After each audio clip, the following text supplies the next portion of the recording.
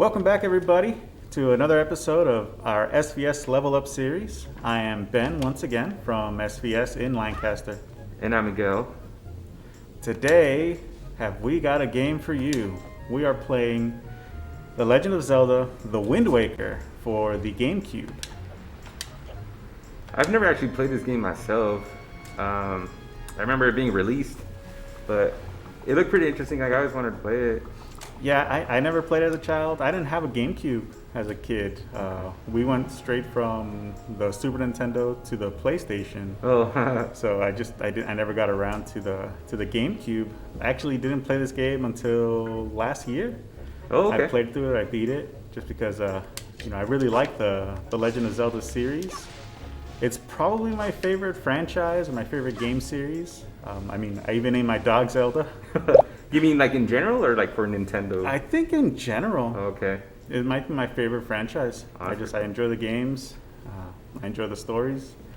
Now, I was originally opposed to this game because I didn't Really? like the art style. Really? Yeah, I was like, oh man, it's so cartoonish. Like, I don't want to play that. I wanted the more realistic ones, like, Ocarina, how it's kind of dark. Majora's Mask, it's a dark game. Yeah. Twilight Princess. It's funny because this game, I guess when it got announced, when they do their events or whatever, and they show the cutscene and something, a lot of people had the same reaction. Like, they were not into that this animation style. But I mean, I really like it.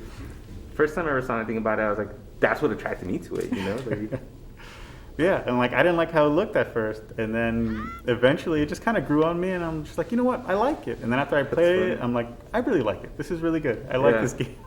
Yeah, I actually looked up some information on this thing, like the art style, whatever. I guess it's called cell shading. Yeah, cell shaded. Yeah. Like that was like Nintendo's first game with cell shading. Was this one right here? Uh huh. So that's pretty cool. But yeah, like the same thing. Your reaction everyone had. They were all just very like thrown off by it. They didn't like it, so they moved away from this for like the continuing Legend of Zelda games. Yeah, because after this one they did Twilight Princess, which Yeah. is a very dark game, and doesn't have the cartoonish style. But yeah, it definitely grew on me. I really like it. I mean, it's awesome, man. Like, I wish I could have played this like as it got released and stuff, but I didn't have a job as a kid. I had to wait on everything. Yeah, as a kid, it's like you get a game for Christmas, maybe for a birthday. Yeah. Maybe for a birthday, that's right. It's like, no, we already threw you a party. Like, you're not getting that too.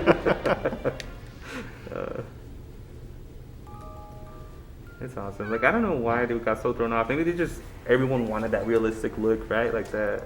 Yeah, because it was coming off of Ocarina of Time and Majora's Mask. Yeah. And then it's like, yeah, these games are getting more and more realistic, and then this goes back to like a more cartoon style. Yeah. So people were, those people who were kids, as they were getting older, along with the series, they were like, whoa, I'm an adult now. I don't what's want to funny? play a cartoon game. I'm just gonna make an example out of that too. Like Star Wars, a lot of people are like, okay, you're making like children stuff now. It's targeting for children. But then again, like when that first got released, you were a child when you saw that movie in the '70s and stuff. So it's like, why are you complaining now? Like it's always been like that. It's like just because it didn't grow up along with you. Along with you, exactly. Well, that's not the point. It's made for a younger audience. You need an audience, yeah. Like, how are you gonna attract someone else? Like, it's all dark and it's like no one's gonna get that. Like if Zelda would have become like a Dark Souls game. That'd be insane. Imagine, ridiculous. Like, yeah, kids aren't playing this. Alright, so I noticed this game is pretty, like, is it heavy, like, on sailing and stuff, or? Yeah, I mean, the whole overworld is all water, pretty much. Let me see, I can bring up the map. Yeah, so everything on this map is water, except for the few random islands that you see as those shapes. Okay.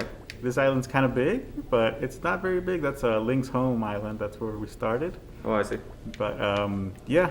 I mean, a lot of these sections of the map I haven't uncovered yet.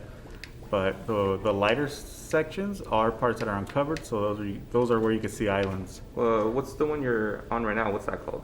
This one is Dragon Roost Island. I'm pretty sure that's one of the levels you can fight on like on the Smash Oh, series really? and stuff. And you know, when every time I get that level, there's like a really big boat. So I like, what is it? Do you get like a really big boat, or do you just have this little canoe that you're on? I have this little boat here, which is a King of Red Lions. That's what it's called. And you do spend a little bit of time on another ship. It's like a pirate ship that belongs to the female character in this, Tetra. And yes, that would be the bigger boat that comes out in this. Oh, I see. But the one that Link spends most of his time on is just this one here, which is alive. It's a talking ship. Really? Yeah. Oh, that's kind of cool. So he's your guide. He's your Navi for this game. Oh, okay. Oh, that's pretty cool. Cool. What's like the point of this game? Like, what's the story here? What goes on? So the story is there's a girl named Tetra who gets captured by some kind of bad guy, and then Link rescues her, and then his little sister gets kidnapped by the same bad guy. And it turns out that this bad guy is Ganondorf. Oh, I see. And interestingly enough, this Ganondorf is the same Ganondorf from Ocarina of Time. Okay. Because Ocarina of Time is a crazy game where there's like a split in the timeline, since you know it has to do with traveling through time. Right. And in one of the timelines, this is the same Ganon. He comes back, he breaks out of his seal, and the world gets flooded to stop him because there's no hero at the time. There's no Link to stop him. So the world gets flooded, and Ganon doesn't get destroyed or anything. He just he's in his beast form, and he basically gets drowned, but he just kind of coming in rough there. he just kind of cools down, and over like the centuries just goes back to his normal shape. Okay. So he's a much more like pensive Ganon. This is actually my favorite Ganon of any of the games. Okay. He he gives reasoning for why he wants to do the things that he does. He knows what he wants to do. He's not just, angry and violent like we see him in the other games. So he's got more of a plan already set, man, like in set in motion, right?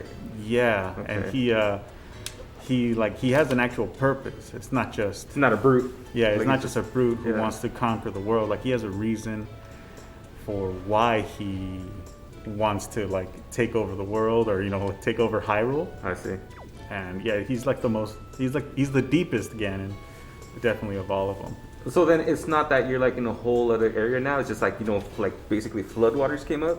Is that what it is? Yeah. So the whole of Hyrule, the whole kingdom, it got flooded. Oh, okay. So I didn't know that. So the islands are just I guess former mountain tops that are just poking out at the top. That's pretty interesting. So yeah, so that's Ganon's whole goal, is just he wants to drown everyone. He wants to undrown the kingdom. Okay. And rule it. I see. Okay. Yeah, it's the same song from Ocarina of Time. Oh yeah. Yeah, this is a lot of people really like the music of this game. Yeah. And a lot of them are just same songs that you hear in a lot of the series. Okay. And I think in this house, I could lose some money really quick just by breaking some expensive vases. So Link is kind of a thief at times, huh? No vandal here. They're gonna get mad at me. Oh, they didn't get mad at me. It's kind of like when you hit a chicken. It's probably because I've already done it, or maybe they get me when I try to leave. Yeah, I think they get me when I try to leave. Oh no! All right, cool. Yeah, because they charge you a bunch of money for it. Oh yeah, so I guess they only get you the one time. Got away with it. It's like a rich guy, and he's like, "Hey, those are my vases. You need to pay me 75 rupees per each one." Or something like that. No, yeah. Man. Well, I mean, look, you got 3,000 on you. You're fine. Go break some more. All right, so this is the final battle with Ganon. What sword are you using? Is it still the same when you get more Ocarina of Time or not? Yeah, it's the same Master Sword. Okay. It's always around, that's the main sword that could defeat Ganon. But for this one, you had to go through a bunch of steps to to give it the strength that it needs to be able to seal the darkness. Okay. But in doing so, it gave Ganon his power back. Okay. Well, I patched him too, man.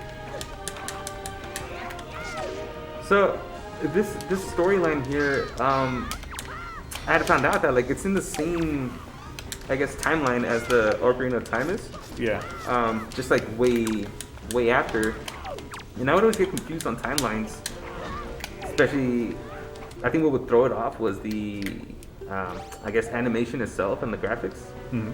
So I always thought this was like its own separate thing and had nothing to do with like Ocarina of Time, but it turns out that it does. And that Twilight Princess and Majora's Mask are also after Ocarina of Time, but those are in a separate timeline. Yeah, they're from the different timelines. Yeah. 'Cause, yeah, there's the one timeline where like Link goes back and lives at his childhood, which I think might be this one. Okay.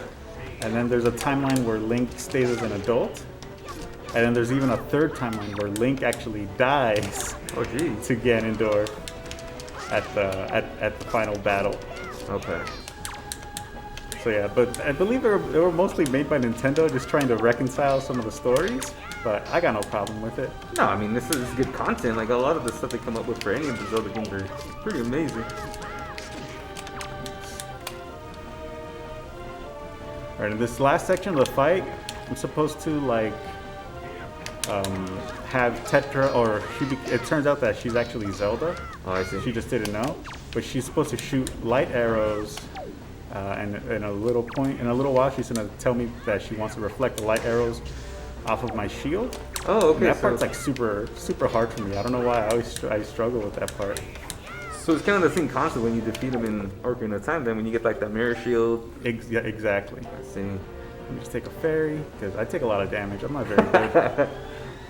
Ganon's so polite that was like, yeah, I'll let you pause. You can heal up. Funny. But something I didn't know, you can even see it right now when Link is fighting. Like he's actually left-handed. Yeah. Yeah, they made him left-handed, and then I guess for the like Twilight Princess, it was originally on the Gamecube, and he's left-handed. But then they released that game on the Wii as well. Right. So they mirrored the game, including him being right-handed instead, because most people are right-handed. Right-handed. So they thought it was more natural for people to swing with the That's Wii, true, the okay. Wiimote with the right hand Oh man. instead of the left. See, so now she wants to reflect these arrows, but I'm just not very good at it. I don't know. Is there any way you can try to get her? It was like billiards. I don't know. Because I need to, come on, shoot it. There you we go. There goes one. Because I need to target him to aim, and that's game. That's it. Right in the head. Wow. Right in the head. It's ridiculous. So yeah, that's it. That's how you defeat Ganon. He takes a, pretty powerful sword. Yeah, I mean, yeah, to the head. Straight to the forehead. I would say, yeah, that would, definitely defeat someone, kill someone. In most cases. This game is dope. I really want to play it. I didn't know they had made like sequels to this game that only came out like on the DS. Yeah, like on the 3DS, there's like a Phantom Hourglass, Yeah. which I also played through that one last year. I mean, it's cool. Ganon doesn't come out in that one because it's the same Link. Oh. So Ganon's been defeated Oh, already. that makes sense. Okay. So it's a different villain. But yeah, it's pretty cool. Cool.